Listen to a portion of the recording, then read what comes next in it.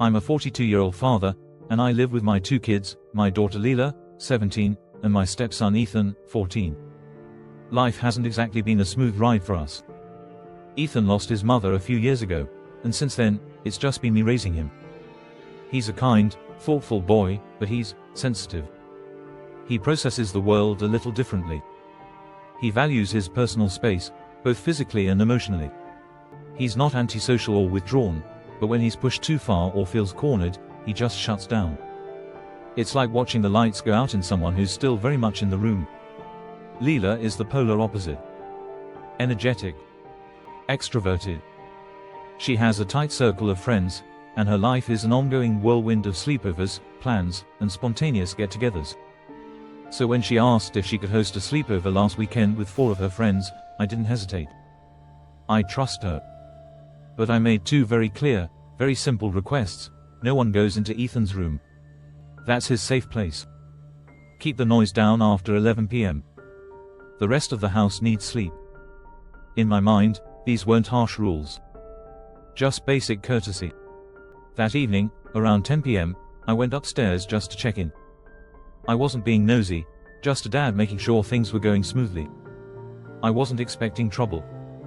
But as I turned the corner toward Ethan's room, something felt off. The door was open. And inside, all 4 of Leela's friends. In his room.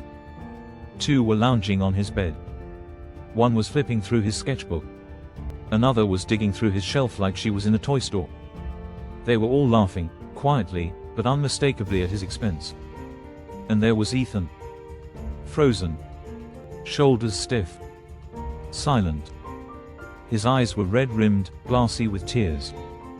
He didn't even look at me when I spoke his name. I didn't yell. I didn't explode. I just said, "Out, now," and I meant it. I told the girls they had crossed a line. I was calling each of their parents and they were going home immediately. Leela looked horrified. "Dad, are you serious?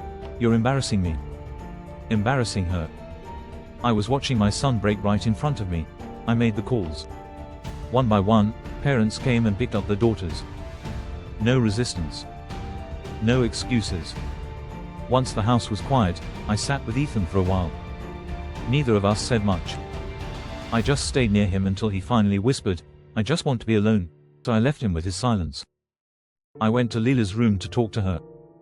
She didn't look at me, didn't speak. Just buried herself in her blankets, facing the wall. Now I'm downstairs, alone with my thoughts, torn between heartbreak and fury. I didn't do anything drastic.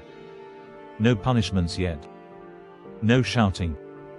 But I gave 2 clear rules, and they weren't about being the fun police, they were about respect. Respect for each other. For Ethan. And tonight, they didn't just break a rule, they shattered a boundary. We'll talk more in the morning. But what's keeping me up tonight is the fear that my daughter doesn't understand what she really did wrong, and the deeper fear that Ethan might never trust this house to be safe again.